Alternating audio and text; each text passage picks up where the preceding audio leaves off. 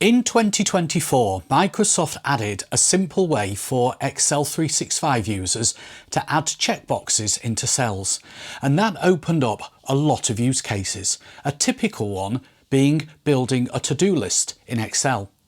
In this week's video, I'm going to show you how to create a to-do list with a difference. Imagine I'm a manager. Column A contains the names of the people in my team. Columns B, C and D refer to mandatory training sessions that each person has to attend. And when somebody has completed a specific training, I tick the appropriate checkbox. So, for example, I can see that Sophie has done the IT security training but hasn't completed the fire safety training or the first aid training.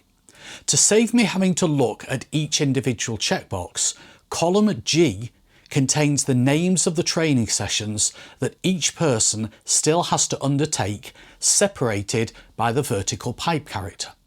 So, how did I do it? Let me show you. If you want to follow along, you can download a copy of the practice file from the link in the description below. Rather than start from scratch, I've typed the headings and the names in. But I do need to insert the checkboxes. So I'll select B2 to D8, click on the Insert tab on the ribbon and click on Checkbox. If a checkbox is unticked, and obviously all of them are unticked at the moment, the cell containing the checkbox has a value of false.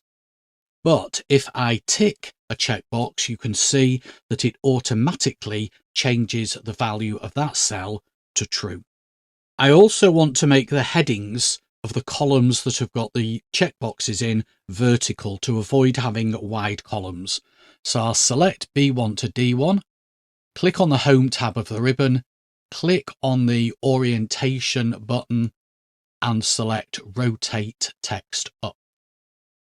I'll also center align the headings so that they line up with the checkboxes.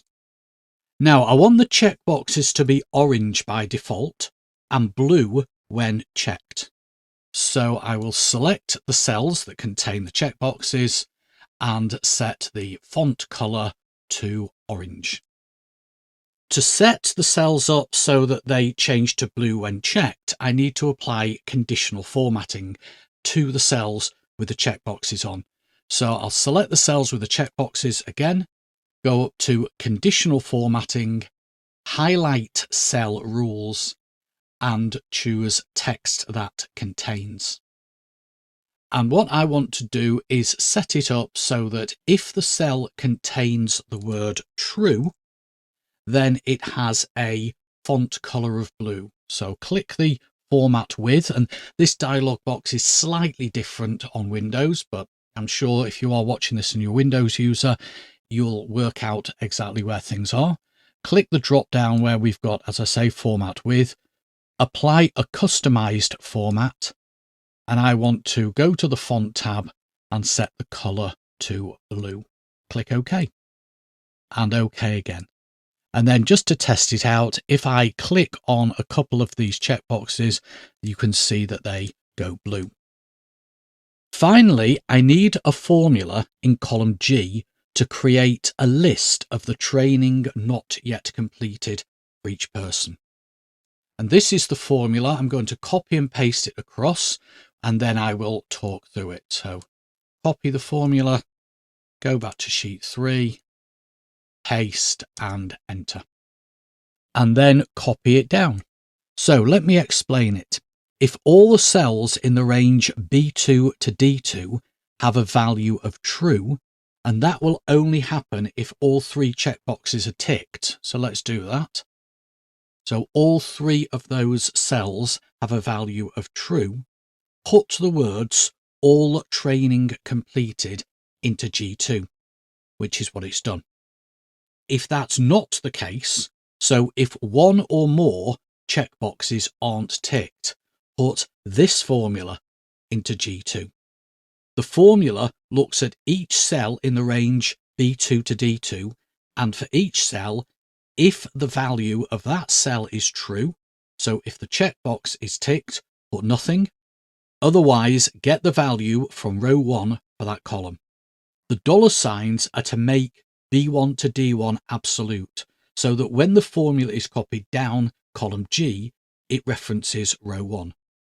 It uses the TEXTJOIN function to combine the values together into a single text string, separating each item with space, vertical bar, or vertical pipe as it's called, space.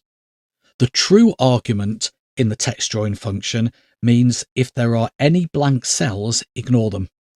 If I used false, so let's just edit the formula and change the true in the TEXTJOIN to false, you can see what we've now got. We've got extra spaces and we've also got extra vertical lines. Let's just change that one back to true. And let's test it out on a couple of the others. So you can see that as I tick the boxes, what we get in column G are the values from row 1 for the columns where the checkboxes are unchecked. I hope the video helped you out, and if it did, please give it a thumbs up. And if you'd like more Excel tips and tricks, check out my website at theexceltrainer.co.uk. As always, thank you for watching, and I'll see you in the next video. But until then, have an excellent day.